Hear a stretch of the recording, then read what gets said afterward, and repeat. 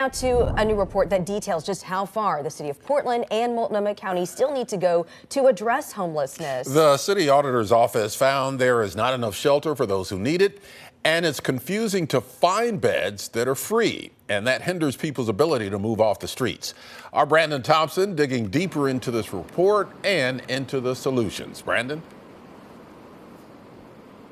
Yeah, the Joint Office is working to expand capacity, but as it stands right now, it's pretty well known that neither the city nor the county have enough shelter space for the people who need it. The director of the Joint Office tells me there are larger issues getting in the way. The problems found by the city auditor come down to a simple math problem that is tough to solve.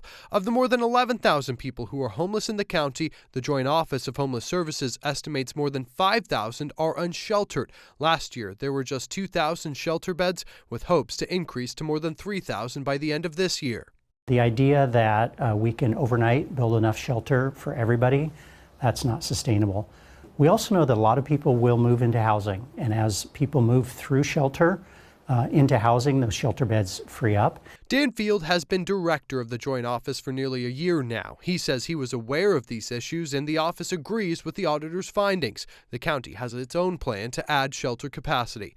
Field hopes that the office can address wait lists that the auditor finds are between 1 month and 1 year long. Street Roots help the auditor interview people who are homeless. They say in the report, quote, "I've given up. I've been on a wait list since October 2022.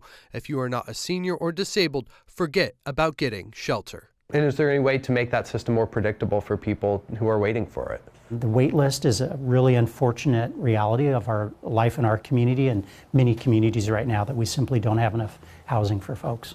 The audit found inconsistent goals and targets the Joint Office sets for different shelters, and that just 3 of the 18 service providers evaluated reached goals for people placed into housing. How does the county hold organizations accountable who do not meet their performance metrics? There are shelter operators that we won't allow them to grow or place new people into their shelters, and we've even had shelter operators leave the community.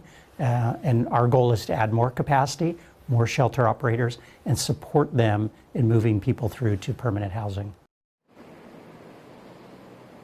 So on the point of it's confusing for people to find a shelter bed, Field says that the county is working to develop an app to bring all of the available beds into one place for people to find. He hopes that app launches by the end of this year.